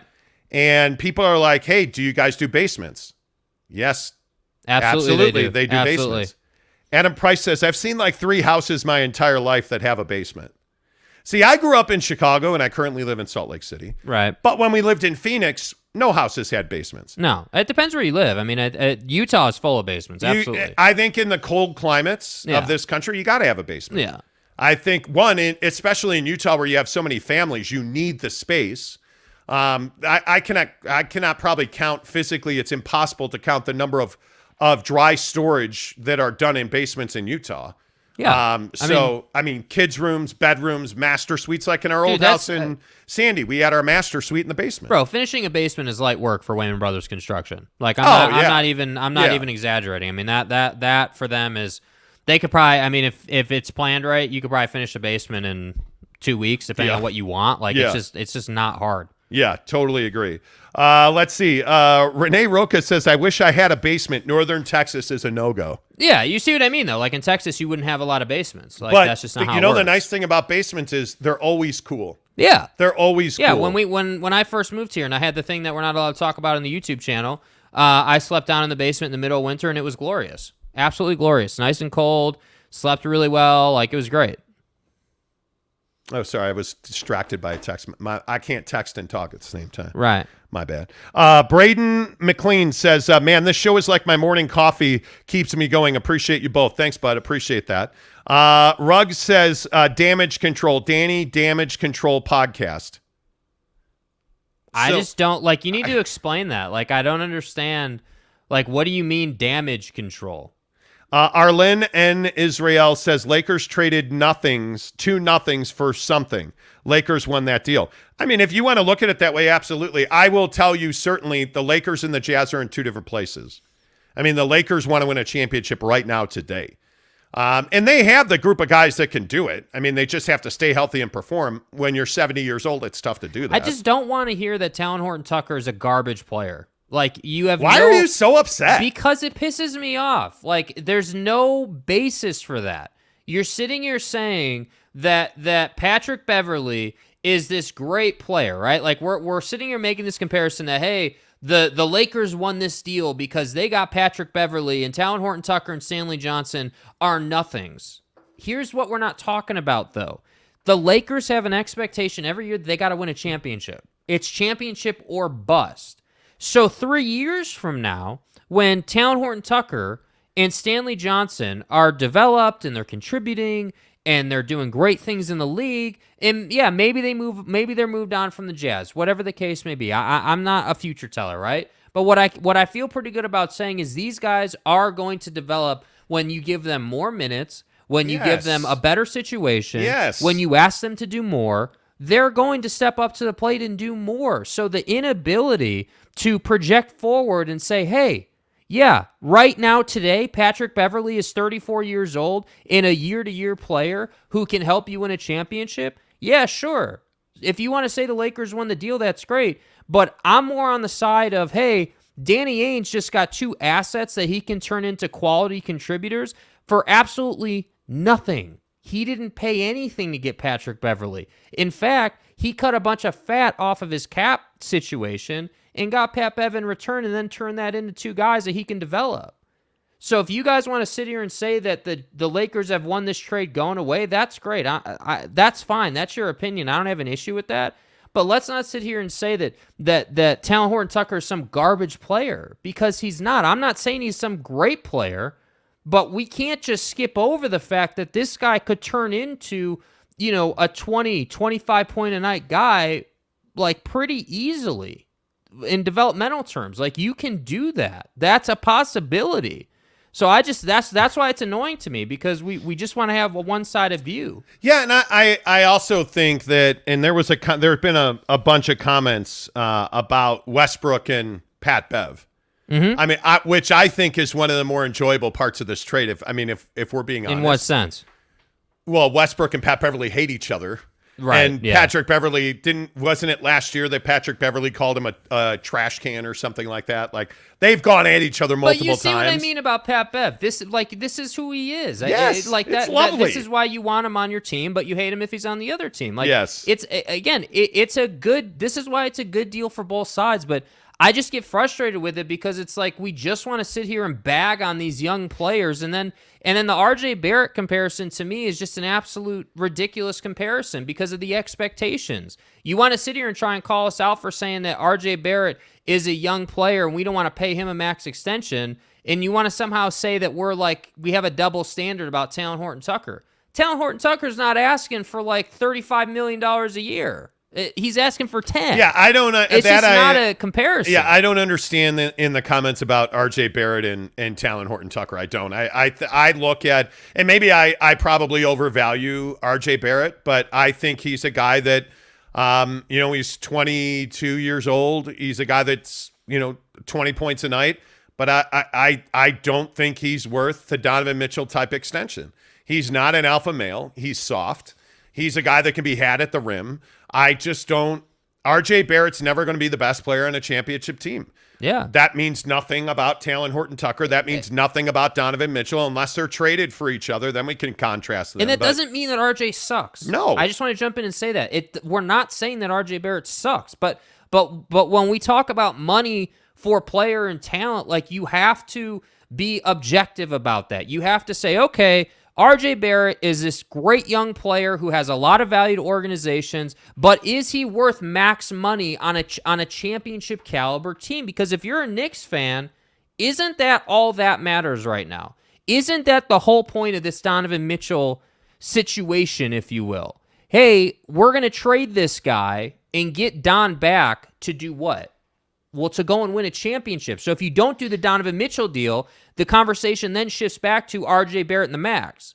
If you pay RJ Barrett a max extension, how does that affect your ability to go out and get other players? Well, and that's the biggest thing. And I think with RJ, I just am not willing to pay him that kind of money. I mean, I'm not willing to pay him. He's not a $30 million player to me. Yeah. And I understand $30 million players grow on trees in this league. I get that. But I'm telling you now, RJ Barrett's not a $30 million player. He's never going to be a number one. He's never going to be the best player on a championship team, in my opinion. Maybe we're wrong. Maybe we're wrong. The other thing is he's left-handed. Yeah. And that causes its own set of circumstances. So, look, he's a good player. There's no doubt about that. We have not seen the upside or the best of RJ Barrett at this point in his career. I don't think we've seen nearly the best of RJ Barrett. Can he be a 30-point guy? I don't think so. But there's a lot of money being paid to guys who average less than RJ Barrett does. Yes. That doesn't mean I'm paying him $30 million a year. I just am not. Rafael Joel Rubio pays us a $5 tip. Thank you, sir. He says, seriously love the Donovan Mitchell perspective. Appreciate that. Cash Out James says he just said RJ is soft. I think he is. He is soft. I think RJ that's one of the most agreeable points on RJ Barrett. Like we're not the only ones who say this. Yeah. Like, I think most people in the league have this viewpoint of, hey, RJ is definitely a softer player. He can contribute, though. He is there's no doubt about it. RJ Barrett is a starting 5 player in this league. I just don't think that RJ Barrett is the guy where you're like, hey, if we sign RJ Barrett, we're definitely going to playoffs every single year. Like, that's not who he is. You don't look at RJ Barrett and say He's got the physical, the mental, and he's clearly got the ability. You don't look at that guy and say that. Yeah. He's not. If he were that guy, if he were an alpha and number one, he would not even be in this conversation. Yeah. He would not. The New York Knicks would not be out looking for a superstar. If R.J. Barrett was a stud, the Knicks would not be out talking about trading him for Donovan Mitchell. Yeah. The Knicks would not be trying to go in and find an alpha male and number one.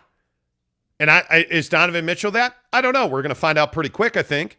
But R.J. Barrett certainly is not that. Yeah. So you can be upset that our opinions are different, but all we're doing here is exchanging opinions. And I don't see R.J. Barrett as a guy I want to pay a max extension to. Yeah. I mean, that it is as simple as that. Almighty Finesse says Jazz fans don't know none about basketball. Okay. That's cool. We're not Jazz fans if that's what the inference is, by the way. By the way, we're not from Utah. Arel and Israel says that we're being microaggressions now. We're doing microaggressions now. What does that even mean? I'm not sure. Yeah, I don't know Silver what that Surfer means, says RJ clearly ain't soft. He's a bully. He's a bully. It's not the physicality that necessarily defines being soft. I don't have any doubt that he can bang. I'm not talking about that necessarily. He can be had at the rim, and mentally, he's not a killer. RJ Barrett's not a guy that you're going to build your team around. He's not a guy that you can say unequivocally. He's not LeBron. LeBron James wants the last shot. He's physically intimidating. Like, he's not that guy. He's not even like everybody mocks. Devin Booker's a really good example of this because I think they are stylistically. I think RJ Barrett would love to be a Devin Booker. Devin Booker is physically capable. Devin Booker wants the last shot. And Devin Booker doesn't care that you talk about him and Benny the Bull and moving the mascot or, hey, we don't double team in the summer. Like, he just doesn't care. All Devin Booker does is score the basketball at all three levels, at the basket, in the mid-range, and from three. And RJ Barrett, until he gets there, I'm going to tell you that RJ Barrett's not a $30 million player. I'm going to tell you RJ Barrett can be had physically at the rim. RJ Barrett is a guy that is not a number one. And the thing that I find so amazing is that, like, you can't make this up. No, I'm not doing it. I ain't doing it. I've got two friends who are listening to the show now texting me about RJ Barrett. Saying? Well, Duke. What's Duke got to do with RJ Barrett, Dick? Like nothing. He plays for the Knicks. Yeah. Anyway. Yeah, come on, bro. But see, this is what I love about sports. We can have this argument. We've been waiting for this conversation for, how long? We've got what? Here's the Chet Holmgren update. Chet Holmgren out for Liz the Frank. year. Oh, wow. Breaking news out of the NBA. Adrian Wojnarowski says Oklahoma City Thunder 7-footer Chet Holmgren misses the 22-23 season with a Liz Frank injury to his right foot. Holmgren, the number 2 pick in the draft, suffered the injury in a Pro-Am game in Seattle Saturday. What happened, and if you didn't see it, what happened is he was backpedaling, and maybe you can find that video really quick. He was backpedaling, Chet Holmgren was backpedaling to defend LeBron James at the Jamal Crawford Pro-Am that was eventually canceled because there was precipitation on the floor. But he was backpedaling and just took a wrong step. He wasn't even like a leverage thing. He just took a wrong step. But Chet Holmgren did and broke his foot. This is what happens. Wow. What do you mean this is what This happens? is what happens when you're not, like, I think you have to be, stronger. He's got to lift weights. He's got to, you have to physically improve your body. And it's really tough because when you're his age and any guy, we see this all the time. We've seen this with Book. We saw this with Don. We've seen this with a number of players, where, like, Lonzo Ball is a great example of this, where you come into the league and you're just not physically ready because all you've been doing is playing basketball. You're not lifting. You're not really doing anything else because you're just playing basketball. Like, that's what you do at that age. And so you come into the league, then you're at a Pro-Am, and LeBron James is whatever LeBron is, probably 250 maybe? Is that, I think that's probably fair. like 240, 250 at this stage in his career. Like, you're coming downhill and LeBron moves you, and so you land on your foot the wrong way, and now you've got to Liz Frank. Like, what do you do? Like, that's just what happens. Yeah. Wow, this is shocking. So again, breaking news. According to Adrian Wojnarowski, ESPN, the guru of NBA breaking news. Number 2 overall pick and OKC center Chet Holmgren out for the year with a broken foot. It's a Liz Frank injury, which is the bone right in the middle of your foot, and it is a big, big, big injury. You do not easily recover from this. You'll remember your guy, Kevin Durant. Yes. Also had a Liz Frank injury. These are big, big injuries. And by the way, Chet Holmgren is a kid. He's a 7-footer. He's a big boy. He weighs 36 pounds total, and that's only if I put Gatorade buckets in his pocket. Yeah, dude. Yes. This is a guy that is a slight build. This is a huge, huge story. Huge story. Arel N. Israel says 7'3" and 136 pounds. Yeah. Exactly right. Pudge NYC says the Slim Towers. Yeah, this is too bad. You never like to see this. You never like to see this. Eric and Raleigh, 7'1" and 185 pounds he was never going to make it in the NBA. Well, it's not over. Yeah, I don't think his it's career's not over. I mean, we've seen guys. Blake Griffin comes to mind immediately. Hey, Michael Jordan comes to mind, broke his foot early in his career. Blake Griffin hurt his knee in his rookie season, missed the year. I mean, you can recover from this. The biggest problem is he's a kid, and he's not going to play basketball for a good 6 to 8 months now. Yeah. This is a big deal. Adrian Wojnarowski reporting that Chet Holmgren is out for the year with a Liz Frank injury. Unbelievable.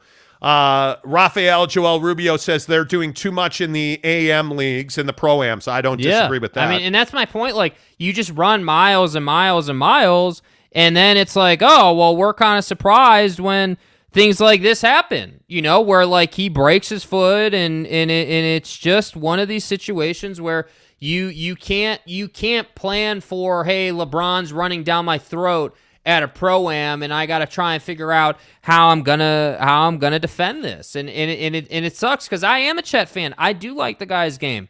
I've said from day one, even before the draft, that he needs to strengthen his body. Like, you can see that the guy is just not where he needs to be physically to compete in the league. And I think that Chet is in this situation where you have to improve your body. You have to improve your body. You have to get stronger. Like, these things need to take place. So we'll see what he's able to do. But I would expect Chet, as part of this recovery, to strengthen his body. Like, I would expect him to strengthen the upper half. I would expect him to lift weights. I would expect him to do all of that in an effort to improve his body. Absolutely. Yeah, and by the way, funny, Woj just tweeted, Holmgren joins a list of Hive draft picks who lost their rookie seasons to injury, including Joel Embiid, Ben Simmons, and Blake Griffin. Yeah, I mean, it's becoming a norm in the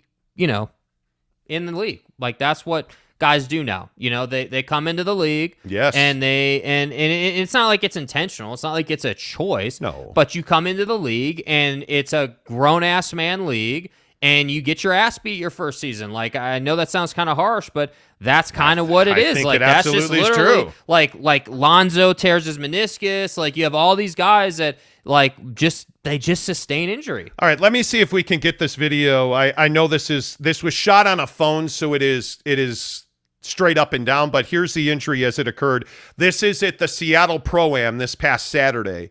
You're going to see LeBron James bringing the ball up, but watch Chet Holmgren backpedaling, and then watch the way he pulls up at the end of this video.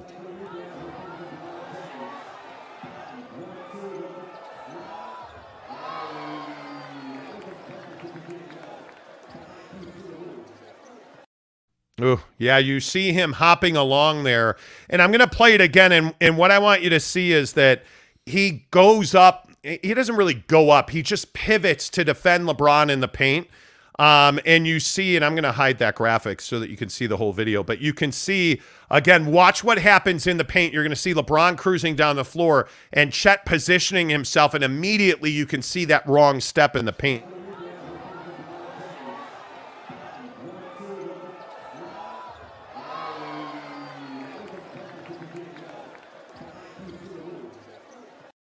Oh, man, you just hate to see a kid of that age, like going up against, and I don't mean to slight Chet at all, but I mean, that's men amongst boys there. I mean, you're looking at a situation where he's trying to defend LeBron James off balance, out of position, backpedaling, pivoting, and then he takes that wrong step in the lane and breaks his foot. Adrian Wojnarowski at ESPN reporting, number 2 overall pick, OKC center, Chet Holmgren out for the year with a Liz Frank injury. Would you let your guys play pro-ams?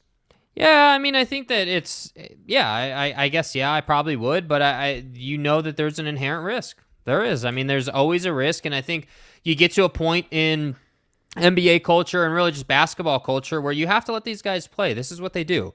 It's their whole life. I mean, they have in their contracts that they can't go and do, like wild things like skydiving or, skiing or things where they could easily sustain injury. But this is basketball. I mean, this is this guy's life. Like, you're not going to tell Chet Holmgren not to play basketball. Yeah, I think it's very interesting.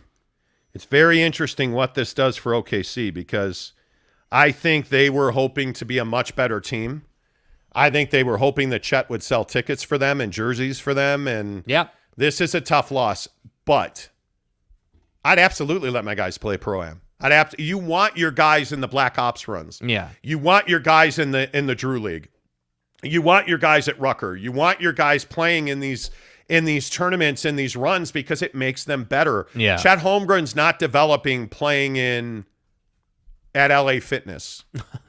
You're not. You got to play his injury risk is probably higher at an LA Fitness. Let's be honest about it. And this feels like a freak injury. This feels like an oddity. I mean, the biggest names in the NBA are playing in these pro leagues. Yeah. I mean, you look at Donovan Mitchell. Yeah. Plays in he was in the Miami Pro. I mean, he's at the Black Ops run. He was at all Rucker. Season. You look at LeBron. I don't know, and I've covered the Lakers for a long time. I don't ever remember a Laker, Kobe certainly not.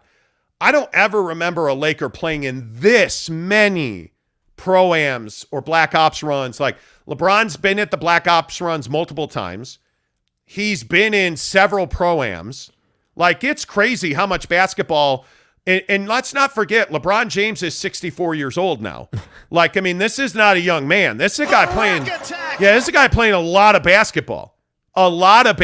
And this is really, the unfortunate part here is it's really just. Well, I think LeBron's on a mission. I mean, I think LeBron is trying to prove a point, that hey, I'm not done. I still feel great. My body's in a great place. I can still do everything that I've been able to do. And I think LeBron, I'm not a LeBron guy, but I have to say, like, if LeBron wants to play, he's going to play, and LeBron knows the risks. And I think that, it just is what it is, man. That's what these guys do. Wow, look at Adler Harris giving us a $50 tip this morning. Thank you, Adler. Appreciate that. Thank you. 3 questions. Do you guys have a sponsor? We have multiple sponsors on this show. Yeah. We just introduced our newest sponsor today, Wayman Brothers Construction here in Salt Lake City. Yep. Wayman Brothers Construction. Make sure you check them out. I believe it's WaymanBrosConstruction.com. Make sure you check them out. And again, we need you guys to support our sponsors. So we would really appreciate if I could find the graphic. If you guys would, call our guys. If you need a basement, if you need a kitchen or a bathroom, hook it up. Wayman Brothers Construction, 801-654-1028. 801-654-1028. So yeah, absolutely. We have sponsors on the show. Our good friend Devery Davis at Academy Mortgage is also a really big supporter of this show. And we talk about real estate all the time, and I can't tell you enough about Devery Davis and the way he supported us. He was our very first sponsor when we launched this show full-time. Yep. Devery Davis was the first one to scratch us a check and say, hey, man, I believe in you guys. I want to be part of what you're doing. Like you can absolutely bank on the fact that, a guy like Devery Davis is going to take care of you because he advertises on our show. And we do, Adler, frankly, we do limit those that we do business with. You don't see us, guys like Devery have written mortgages for us. He's done 3 of my mortgages. Yeah. Wayman Brothers Construction, I've had them in my home. Mm-hmm. They are currently working on a project for us that is as important as any project we've ever done. Guys like Steve at Barbecue Pit Stop, bbqpitstop.com. A guy like Steve at Barbecue Pit Stop is somebody that I've been doing business with since 2013, 2014. I mean, these are all relationship-based businesses that we do. That we try to work with, and they're all businesses that can benefit our listener. We very much believe in helping our listener because without you guys, you really are the ones that support this show. I mean, we can't do what we do. So he said 3 questions. Do you guys have sponsors? Would you be willing to consider having a sponsor? Do you think the Jazz will be a championship team again in the near future? I think you guys are awesome. Keep up the good work. I think within 5 years, the Jazz will be playing for a championship. Yeah. I think within 3 years, they're back at the top of the Western Conference. I think this year is going to be their down year. I think a year from now, we're having a completely different conversation about what the Jazz are doing in the offseason. Yes. So I think that is certainly, I think that's certainly coming. There's no doubt about that. Let's see. Pudge NYC says Jazz need to trade for Chet now. Mm-hmm. BTS Dance Studio says no amateur leagues. I think you got to let them play. I just think that, I understand. I can totally hear where you're coming from on no. And by the way, we need to say, I know it's called a pro-am, pro-amateur, right? That's the literal name of it. But you have to understand the culture behind these events. It's not as though Chet's out here playing against nobodies. I mean, this is LeBron. Not like Chet's playing against Larry the plumber. Yeah, I mean, it's Larry not, fell across his legs. Yeah, it's not. That's not what we're talking about. And so I think the other trouble is it's basketball. You're not going to tell an NBA player he can't play basketball. That's just not how it works. Yeah, I totally agree with that. Let's see. Josh Loverin says crossover, which is the pro-am that they were Jamal Crawford. It's his pro-am in Seattle. Crossover has one-off NBA players show up for a game, and there is 0D in these pro-ams. Yeah, there's never. I mean, they're not out here trying to get better on defense. These guys are out here. If you look at Donovan Mitchell is a great example. If you look at Donovan Mitchell, he's been working on his mid-range game. Everything he's been doing has been deep threes and turnaround fadeaways, elbow jumpers, picking pops. They're here to work on certain things. And by the way, as far as the injury thing is concerned, all these guys have that mutual respect. Hey, we're not trying to hurt each other. We're not trying to do anything crazy out here. And I would encourage you guys. I know we have the video, but it's vertical. I would, if you watch the video again, you can see that LeBron isn't even going full speed here. No, I mean, he is. And let's play it again. Yeah, he's literally trotting down.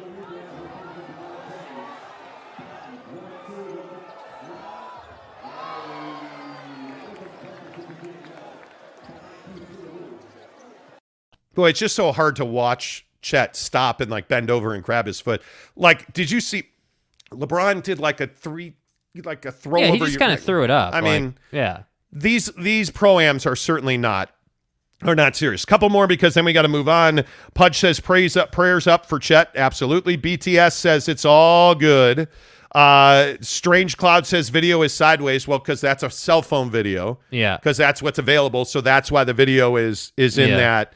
Is in that light. Brutal news. Wow. Yeah.